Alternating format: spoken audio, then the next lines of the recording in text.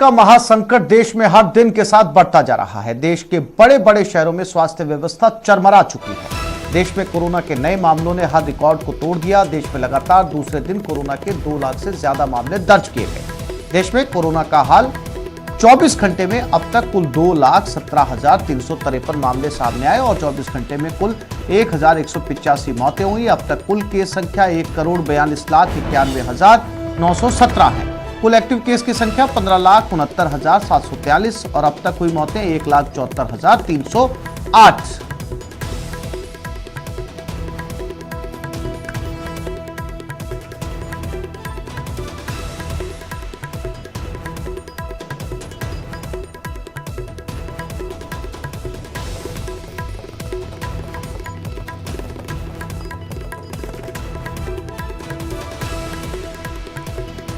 और अब बात मरुधरा में कोरोना के बेकाबू रफ्तार की। मरुधरा में फिर कोरोना विस्फोट हुआ। 24 घंटे में 6,658 नए मामले सामने आए। पिछले 24 घंटे में 33 लोगों की मौत हो गई। जयपुर में सबसे ज्यादा 848 नए केस। मरुधरा में एक्टिव केस 49,000 के पार जा चुके हैं।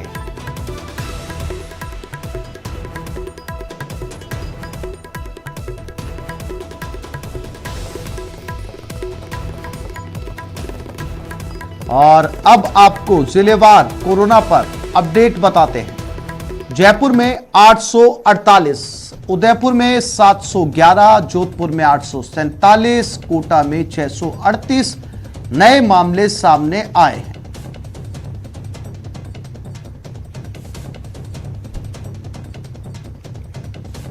ग्राफिक्स के जरिए आप देख सकते हैं कुल 6,658। ये है पूरे राजस्थान का हाल, जिसमें जयपुर, उदयपुर, जोधपुर, कोटा, भीलवाड़ा, अलवर, अजमेर, बीकानेर, चित्तौड़गढ़ और राजसमंद ये जिले जहां पर सबसे ज्यादा मामले सामने आ रहे हैं।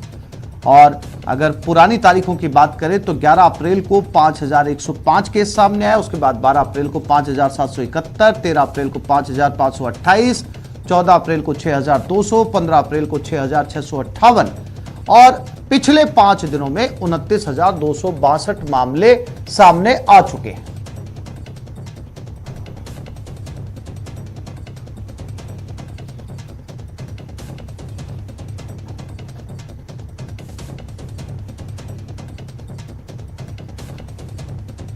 जिसमें सबसे ज्यादा मामले जयपुर के हैं।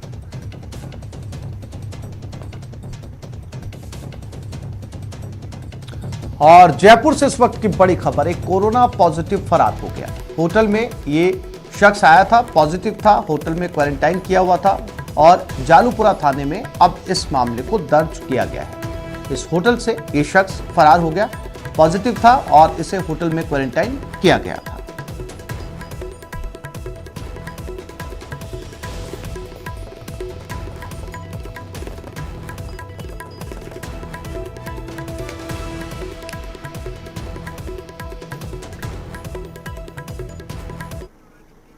प्रदेश में बढ़ते कोरोना केस को देखते हुए राज्य सरकार ने बड़ा निर्णय लिया। पूरे प्रदेश में आज शाम 6 बजे से सोमवार सुबह 5 बजे तक कर्फ्यू रहेगा। मुख्यमंत्री अशोक गहलोत ने गुरुवार देर रात अधिकारियों की आपात बैठक बुलाई, जिसमें बड़ा निर्णय लिया गया। प्रदेश में वीकेंड कर्फ्यू का ऐलान किया गया। फल, सब्जी, दूध, एलपीजी और बैंकिंग सेवाओं को इस कर्फ्यू में छूट रहेगी। पहले नाइट कर्फ्यू में इन सेवाओं को छूट दी गई थी। उधर प्रदेश के 3 विधानसभा क्षेत्रों सुजानगढ़, सहाड़ा और राजसमंद में 17 अप्रैल को उपचुनाव के लिए मतदान होना है। मतदान एवं उससे जुड़ी संपूर्ण प्रक्रिया को कर्फ्यू से छूट दी गई है और मरुधरा में वीकेंड को कर्फ्यू रहेगा। प्रदेश में वीकेंड कर्फ्यू का ऐलान किया गया। आज शाम 6 बजे से पूरे प्रदेश में कर्फ्यू रहेगा।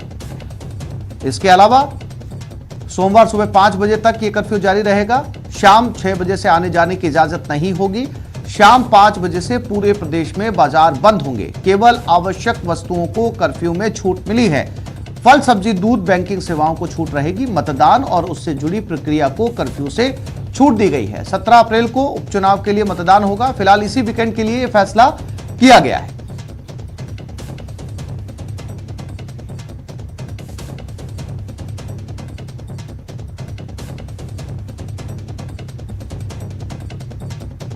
सीएम गहलोत ने ट्वीट कर लोगों से कर्फ्यू के दौरान सरकार का सहयोग करने की अपील की। सीएम ने ट्वीट कर लिखा, आज आप सभी से अपील है कि कर्फ्यू के दौरान सरकार का सहयोग करें, कोविड एप्रोप्रिएट बिहेवियर का पालन करें।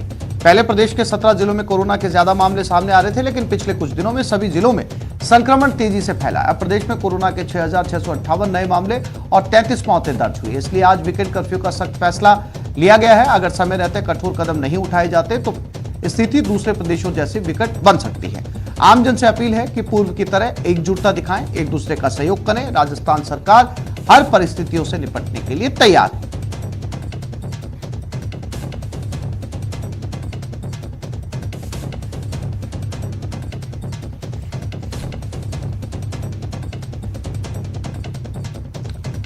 वहीं प्रदेश में जारी कोरोना की नई गाइडलाइन भी आज से लागू हो जाएगी, जिससे शाम 6 बजे से सुबह 5 बजे तक नाइट कर्फ्यू लगाने का फैसला लिया गया है। नई पाबंदियों के बाद शहरी क्षेत्रों में शाम 5 बजे बाजार बंद होंगे। सरकारी दफ्तर शाम 4 बजे तक ही खुलेंगे। प्रदेश में सभी कोचिंग, स्कूल, कॉलेज भी बंद रहेंगे।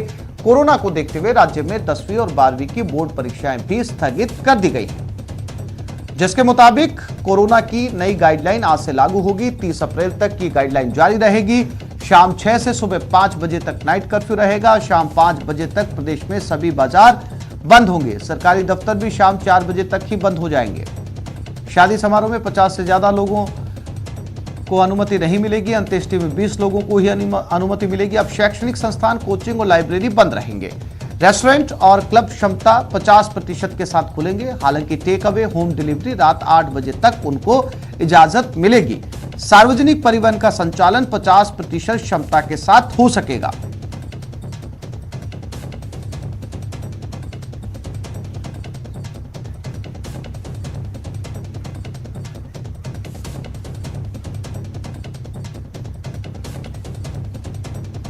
और तो नई गाइडलाइन जारी हो चुकी है। और कोटा, जयपुर का क्या हाल है, हमारे संवाददाता सौरभ गृहस्थी और कोटा से ओम प्रकाश हमारे साथ जुड़ गए हैं। दोनों सहयोगियों से बात करते हैं। सौरभ, नई गाइडलाइन जारी हो चुकी है, वीकेंड कर्फ्यू लागू हो चुका है। 5 बजे से बाजार बंद होने शुरू हो जाएंगे। ये बहुत जरूरी फैसला है और अगर इस फैसले में सरकार का सहयोग आम जनता नहीं करती है तो सौरभ, एक बार स्थिति फिर से लॉकडाउन की आ सकती है, पूरी तरीके से लॉकडाउन की। सौरभ। जी बिल्कुल, आपने बिल्कुल सही कहा, क्योंकि जिस प्रकार का संक्रमण राजस्थान में तेजी से बढ़ रहा है, उसकी चेन जो है वो तोड़नी बेहद आवश्यक हो चुकी है। यही कारण है कि पहले राज्य सरकार ने 16 तारीख यानी आज से लेकर 30 अप्रैल तक एक गाइडलाइन जारी की थी, लेकिन जिस प्रकार के मामले सामने आ रहे हैं उसके बाद सरकार को वीकेंड लॉकडाउन की घोषणा जो है वो करनी पड़ी है। और ये कोशिश ये है कि जो लगातार मामलों में तेजी से इजाफा हो रहा है उसको किसी भी प्रकार से कंट्रोल किया जा सके, उसको लेकर ये निर्णय जो है वो लिया गया है। अगर अब भी लोग जो है वो नहीं मानते हैं तो सरकार के पास फिर आखिरी विकल्प यही होगा कि पूरी तरह से लॉकडाउन जो है वो घोषणा की जाए। हालांकि इसका असर भी देखने को मिल रहा है और सड़कों पर आवाजाही जो है कुछ कम जरूर हुई है। पुलिस का कहना है कि पूरी सख्ती के साथ जो है वो इस लॉकडाउन को जो है वो लागू कराया जाएगा और सरकार ने जो जो गाइडलाइन दी गई है उसके दिशा निर्देशों के अनुसार ही जो है वो पालना कराई जाएगी। शाम 5 बजे से कर्फ्यू की जो नियम है उसको लागू किया जाएगा। शहर में 120 जगहों से अधिक जगहों पर नाकेबंदी जो है वो की जाएगी और पालना जो है वो सुनिश्चित कराई जाएगी, ये पुलिस का कहना है। लेकिन इसके अलावा भी क्योंकि जिस प्रकार से मामले बढ़ रहे हैं, राज्य सरकार ने और भी व्यवस्थाएं जो है वो सुचारू करने शुरू कर दी है। राजधानी का ईएसआई मॉडल हॉस्पिटल है उसे कोविड डेडिकेटेड हॉस्पिटल जो है वो घोषित कर दिया है। इसके अलावा जयपुरी अस्पताल को भी 19 अप्रैल से जो है वो कोविड डेडिकेटेड अस्पताल, क्योंकि जिस प्रकार से तेजी से मामले आ रहे हैं, पिछले 15 दिनों में 50,000 से नए ज़्यादा मामले आए हैं और इसके साथ ही 200 लोगों की मौत हो चुकी है। तो ये बहुत ही बड़ा खतरा राजस्थान के लिहाज से और ऑक्सीजन की कमी ना हो उसको लेकर भी राज्य सरकार ने विशेष इंतजाम जो है वो शुरू कर दिए। हालांकि इंफ्रास्ट्रक्चर जब से कोरोना है तब उसके बाद से लगातार मजबूत राजस्थान में किया जा रहा है, लेकिन फिर भी ऑक्सीजन की कमी ना हो उसको लेकर भी विशेष इंतजाम जो है वो राज्य सरकार की ओर से किए जा रहे हैं। स्वास्थ्य सचिव ने तमाम जिला कलेक्टर्स को ये निर्देश दिए कि बहुत हद तक ये जरूरी हो जाता है कि अब जो है वो सरकार की गाइडलाइंस का आम जनता आगे बढ़कर सहयोग करे। ओम प्रकाश कोटा से हमारे साथ जुड़े हुए हैं। ओम प्रकाश, सरकार लगातार चेता रही थी, मुख्यमंत्री लगातार ट्वीट के जरिए बार बार कह रहे थे कि उन्हें आने वाले समय के अंदर कड़े फैसले ले सकते हैं वो, अगर जनता सहयोग नहीं करती है। स्थिति ऐसी आ चुकी है ओम प्रकाश कि जनता का सहयोग कहीं नहीं मिला। एक बार फिर से हम लॉकडाउन की तरफ बढ़ रहे हैं और एक बार फिर से लोगों के रोजगार प्रभावित होंगे और उनकी रोजी रोटी पर असर पड़ेगा। कारण यह है कि लोगों ने सोशल डिस्टेंसिंग का पालन नहीं किया और नतीजा यह है कि लगातार एक बार पिछली बार से भी ज्यादा इस बार जो है वो कोरोना की लहर देखने को मिल रही है। ओम प्रकाश, कोटा की तस्वीरें क्या कुछ कह रही हैं?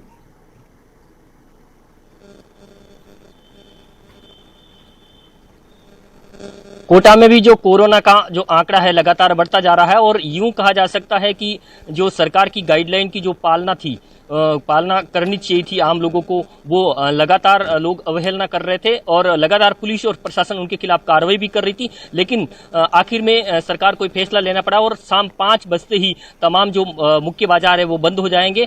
और जो लॉकडाउन की आप बात कर रहे हैं वो पिछले दिनों सीएमएचओ डॉक्टर भूपेंद्र सिंह तंवर ने लोकसभा स्पीकर ओम बिरला को भी ये बताया था, सिफारिश की थी कि लॉकडाउन लगना चाहिए, क्योंकि कोटा में कुछ ऐसे एरिया हैं जहां लगातार कोरोना का आंकड़े बढ़ते जा रहे हैं और लोग कोरोना गाइडलाइन की पालना नहीं कर रहे हैं, जिसके कारण जो आंकड़ा है लगातार बढ़ता जा रहा है। यूं कहा जा सकता है कि 600 से अधिक लोग रोज जो कोरोना संक्रमित होते जा रहे हैं। यदि कोटा में कोरोना मौत की बात करें तो मौत का आंकड़ा सबसे ज्यादा प्रदेश में कोटा में इन 2 दिनों में देखने को मिल रहा है। पिछले 2 दिनों में 9 लोगों की कोरोना के चलते मौत हो गई और अब तक इसीलिए सरकार को यह सख्त फैसला लेना पड़ा कि वीकेंड के अंदर लगातार जो है वो कर्फ्यू रहेगा। उम्मीद है कि आम जनता इस कर्फ्यू में सहयोग करेगी और इस बात को समझेगी कि अगर परिस्थितियां बेकाबू होती हैं तो बहुत मुश्किल हो जाएंगे हालात को संभालना। इसलिए जनता से न्यूज़ 18 भी आम लोगों से अपील करता है कि सरकार के इस कदम में उनका साथ दे ताकि इस चेन को तोड़ा जा सके। आप दोनों साथियों का हमारे साथ जुड़ने के लिए, जानकारी साझा करने के लिए बहुत धन्यवाद।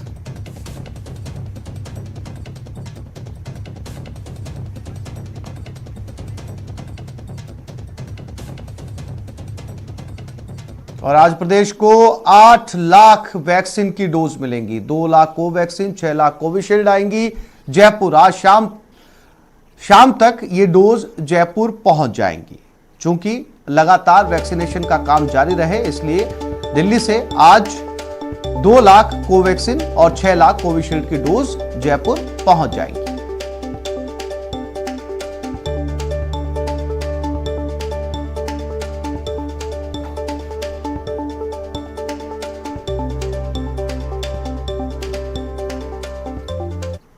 और कांग्रेस नेता रणदीप सुरजेवाला कोरोना पॉजिटिव पाए गए। सुरजेवाला ने खुद ट्वीट कर जानकारी दी, संपर्क में आए लोगों को जांच कराने की सलाह दी। आज सुबह में कोरोना पॉजिटिव आया हूं। बीते 5 दिनों से जो कोई भी मेरे संपर्क में आया है वो खुद को आइसोलेट कर ले और जरूरी सावधानी बरते।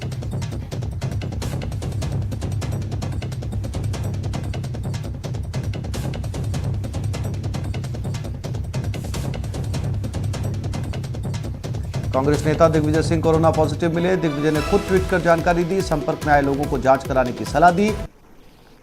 उन्होंने कहा कि उनकी रिपोर्ट पॉजिटिव आई है, फिलहाल अपने दिल्ली निवास पर क्वारंटीन में हैं। कृपया इस दौरान मेरे संपर्क में आए सभी लोग खुद को आइसोलेट करके अपनी सेहत से संबंधित सभी सतर्कता बरतें।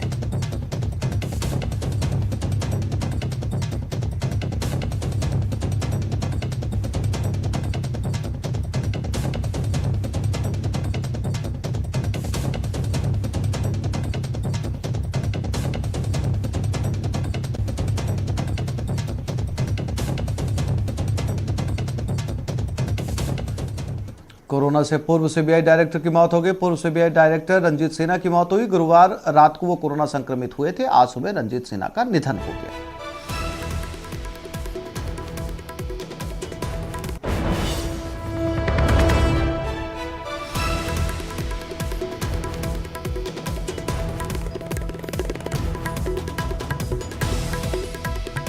रंजीत सिन्हा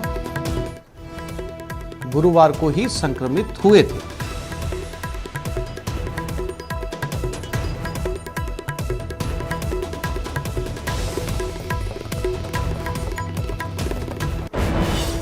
एक छोटे से ब्रेक के लिए रुक रहे हैं, जल्द लौटते हैं। और उपचुनाव के रण में 3 विधानसभाओं में कल मतदान होगा। सुबह 7 से शाम 6 बजे तक ये मतदान होगा। राज्य निर्वाचन विभाग ने तैयारियां कर ली है। मतदान केंद्रों पर सुरक्षा के कड़े इंतजाम हैं। संवेदनशील, अति संवेदनशील मतदान केंद्रों पर सुरक्षा के पुख्ता इंतजाम किए गए हैं। कुल 7,43,802 मतदाता मतदान करेंगे। 3,80,192 पुरुष मतदाता हैं। 3,63,610 महिला मतदाता है। कोरोना गाइडलाइन की पालना जरूरी है।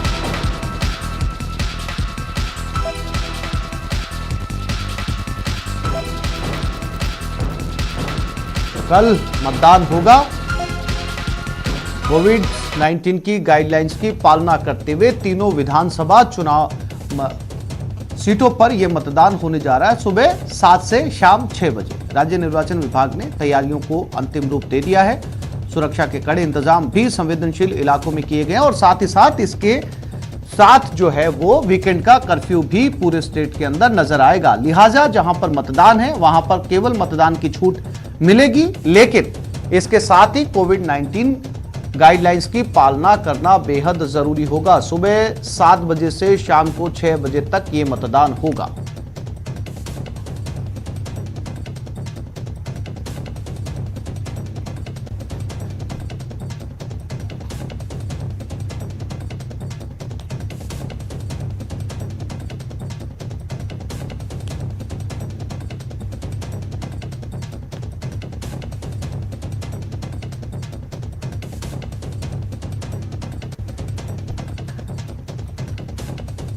तो अगर इन तीनों विधानसभाओं में ये मतदान कल होने जा रहा है, अति संवेदनशील मतदान केंद्रों पर भी सुरक्षा के इंतजाम किए गए और अगर कुल मतदाताओं की बात करें तो 7,43,802 मतदाता मतदान करेंगे।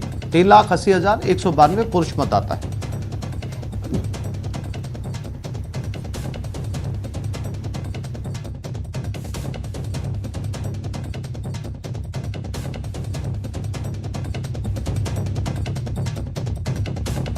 तस्वीरें जयपुर एयरपोर्ट से आप इस समय देख सकते हैं। खानू खान बुधवाली यहां पर पहुंचे, राजस्थान वक्फ बोर्ड के अध्यक्ष, और आप तस्वीरों में देख रहे हैं ये रफीक खान है, विधायक, और ये सभी असम और केरला के वो विधायक हैं। अभी वापस जा रहे हैं। कोविड फैल रहा है। 2 तारीख को काउंटिंग है। काउंटिंग में प्रत्याशियों का रहना जरूरी है और किसी भी रीजन से यहाँ आए जब उनकी टेस्टिंग नेगेटिव, सब टेस्टिंग हो चुकी थी, नेगेटिव थे, और अब वापस जा रहे हैं और 2 तारीख को काउंटिंग में बैठेंगे और कांग्रेस की सरकार वहाँ बनेगी। कांग्रेस के अलायंस साथ में है और सीटें कम से कम 80 सीटें कांग्रेस में अलायंस की। आपने कहाँ से इलेक्शन फाइट किया और अब क्या उम्मीद लेके जा रहे हैं असम वापस? मैं असम के धुबरी जिला के 26 बिलासीपुरा वेस्ट एलईसी से फाइट किया था। मैं वहाँ का सिटिंग एमएलए भी हूँ। ये मेरा 4th टर्म कॉन्टेस्ट है और मुझे 100% उम्मीद है कि मैं वहाँ से जीत जाऊँगा। आपको लग रहा है कि आपका सरकार बनने जा रहा है, आपके अलायंस का? इंशाअल्लाह बनने जा रहा है वहाँ से। आपका नाम बताइए। हाफिज बशीर अहमद। आप कहाँ से कंटेस्ट किया आपने इलेक्शन और क्या उम्मीद है आपको? जी मैं मनकाचर से किया, अमीनुल इस्लाम, और जीतने का पूरा उम्मीद है, कोई प्रॉब्लम नहीं है। Actually, BJP is not in a position to claim such a way because BJP is some lagging behind many states. They have lose the mispower, the mismanagement last 5 years. So people are not with BJP now. And how much seats you are going to win? Actually, 75, at least 75. We have to win 75 seats. Yeah, exactly. 75 to 77. Yes.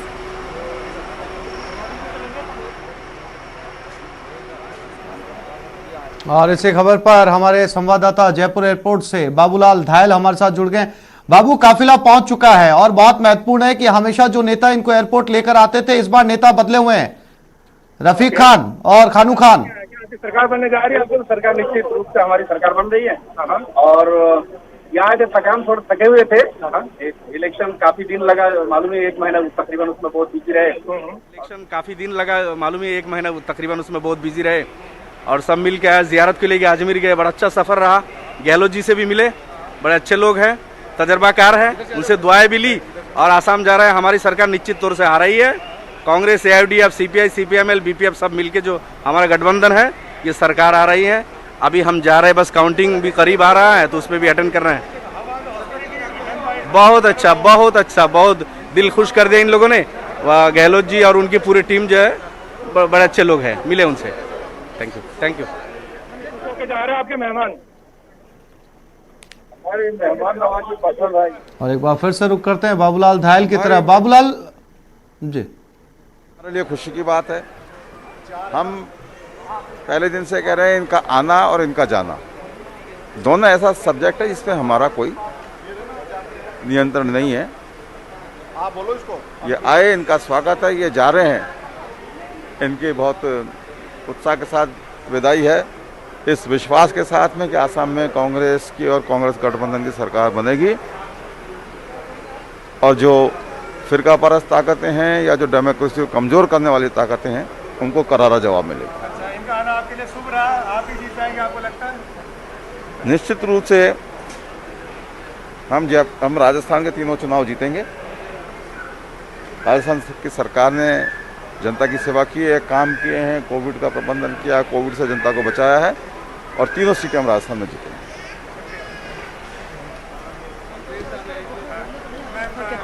कहाँ से election fight किया और क्या? From Sorokhetri. I'm Sorokhetri.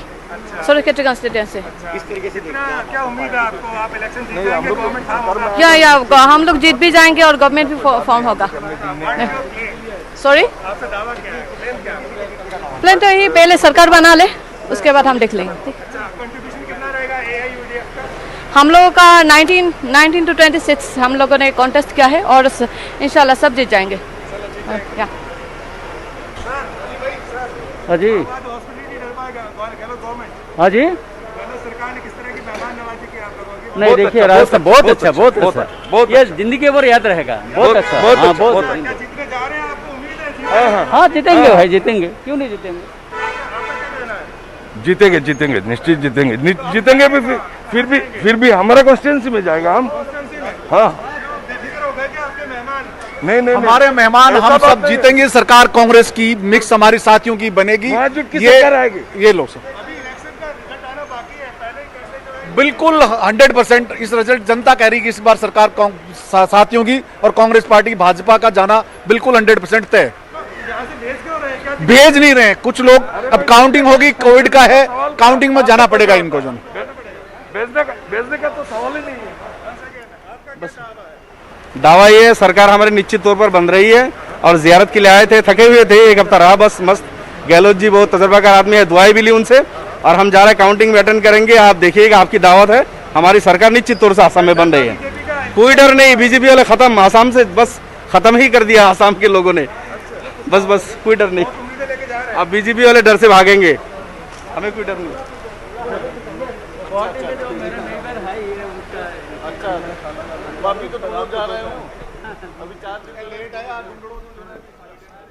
तो लगभग सभी प्रत्याशी अंदर जा चुके हैं। अमीन कागजी आपको यहां पर नजर आएंगे, रफीक खान यहां पर नजर आ रहे हैं, महेश जोशी भी यहां पर हैं, खानू खान भी यहां पर हैं और वो तमाम प्रत्याशी अंदर जा रहे हैं और ये उम्मीद जता रहे हैं, जैसा कि उन्होंने न्यूज़ 18 राजस्थान के साथ बात की कि सरकार वो खुद अपनी इस बार बनाएंगे। पूरी तरीके से उन्हें उम्मीद है। बाबूलाल धायल हमारे साथ बने हुए हैं। बाबूलाल, मेरी आवाज आपको मिल रही है? बिल्कुल। आसिफ और AIUDF के जो प्रत्याशी थे, आसिफ और AIUDF के जो प्रत्याशी थे, 7 दिन यहाँ पर, जी आसिफ मैं सुन पा रहा हूँ आपको। 7 दिन राजस्थान में गुजारने के बाद में बड़ी उम्मीद के साथ में AIUDF के जो उम्मीदवार हैं वो आज वापस जा रहे हैं अपने स्टेट में, बड़ी उम्मीद लेकर के कि उनका गठबंधन चुनाव जीतने जा रहा है और कांग्रेस के साथ में उनकी सरकार बनने जा रही है। चेहरे पे सबके खुशी नजर आई और ये लोग राजस्थान की जो मेहमान नवाजी थी उससे भी खासे खुश थे और गहलोत सरकार का शुक्रिया अदा कर रहे थे। हालांकि इन्होंने ये नहीं बताया कि वो जा क्यों रहे हैं। उनका कहना था कि काउंटिंग की उनको तैयारियां करनी है मेरे, और इसलिए जो है उनको जाना पड़ेगा। और अब बड़े ही उम्मीदों के साथ जो उम्मीदें लेके आए थे उनके साथ अब जा रहे हैं, लेकिन 24 सीटों पे AIUDF वहां पर लड़ी है और भी दूसरी पार्टियां हैं कांग्रेस के साथ में, जिन अगर बहुमत आता है 126 विधानसभा की सीटें हैं और बहुमत आता है तब कहीं जाकर इनकी इंपॉर्टेंस बढ़ेगी। लेकिन बदरुद्दीन अजमल की जो पार्टी है उसके जो प्रत्याशी हैं उनके हौसले बुलंद हैं। महेश जोशी जी एक बार इधर आइएगा। महेश जोशी, क्या लगता है आपके मेहमान आज जा रहे हैं बड़ी उम्मीदों के साथ में, चुनाव के नतीजे आने से पहले क्यों भिजवा रहे हैं आप? आना और भेजना दोनों हमारे हाथ में नहीं। आए, हमने इनको खुशामदीद कहा, जा रहे हैं तो पूरी शुभकामनाओं के साथ इनको हम विदा कर रहे हैं और उम्मीद करके चलते हैं कि असम में कांग्रेस की सरकार बनेगी। पूरा विश्वास है कि राजस्थान में 3 सीटें कांग्रेस जीतेगी। और अब जो बात है वो कोरोना प्रबंधन की है। इनको वहां से आपको संकेत क्या मिले हैं? क्या कांग्रेस गठबंधन की सरकार बनने जा रही है? ये जितने लोग आए ना, ये सब चुनाव जीत रहे हैं और स्थिति है कोई 1-1 लाख वोट से चुनाव जीत रहा है। अच्छा। तो कोई चिंता की बात नहीं है। लेकिन जैसा मैंने कहा कि आना और जाना दोनों निर्णय वहाँ से होने थे, तो निर्णय हुए। ये आए थे तब वो निर्णय भी हमारा नहीं था, वो निर्णय वहाँ से हुआ था और अब जा रहे हैं वो भी निर्णय वहाँ से हुआ। हमने बड़े शुभकामनाओं और खुशी के साथ इनको विदा किया है। तो बड़ी शुभकामनाएं और खुशी के साथ में असम के मेहमानों को राजस्थान की सरकार विदा करने के लिए यहाँ पर एयरपोर्ट तक पहुंची है। महेश जोशी आए हैं, अमीन कागजी हैं, रफीक खान हैं और भी बिल्कुल बाबू, तस्वीरें साफ तौर पर साफ है। हालांकि मुख्य सचेतक ने जो कुछ कहा कि इनका आना और जाना हमारे हाथ में नहीं है, लेकिन हमने इनको खुशामदीद कहा और जाने के समय शुभकामनाओं के साथ इनको भेज रहे हैं। उम्मीद करते हैं इन चुनाव के नतीजे क्या कुछ आएंगे और इस बाड़ेबंदी का कितना असर इन चुनाव के नतीजों पर नजर आता है, यह भी देखना बहुत महत्वपूर्ण होगा। तमाम तस्वीरें दिखाने के लिए बाबूलाल आपका बहुत धन्यवाद।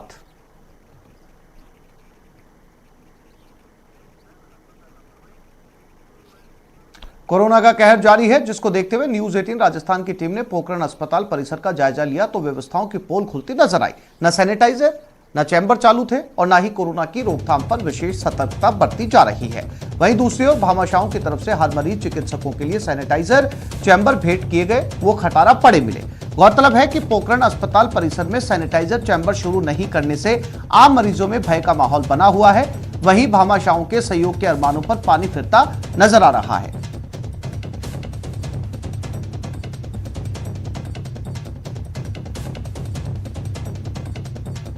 कोरोना की लगातार दस्तक जारी है, कोरोना की दूसरी लहर जारी है। पोखरण में चिकित्सा विभाग और पुलिस प्रशासन लगातार अलर्ट मोड पर है। लगातार कोरोना को लेकर वैक्सीन लगाई जा रही हैं, सैंपल लिए जा रहे हैं। दूसरी तरफ हम खड़े हैं इस वक्त पोखरण अस्पताल में, यहाँ सैनिटाइजर चैम्बर लगाया गया है। प्रथम कुणाल सिंह भाटी हैं, पूर्व अध्यक्ष जेएनयू छात्र संघ के।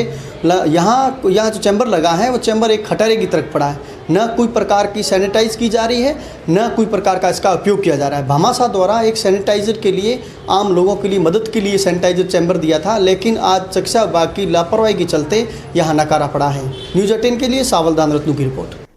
तो इस बुलेटिन में फिलहाल इतना ही। नमस्कार।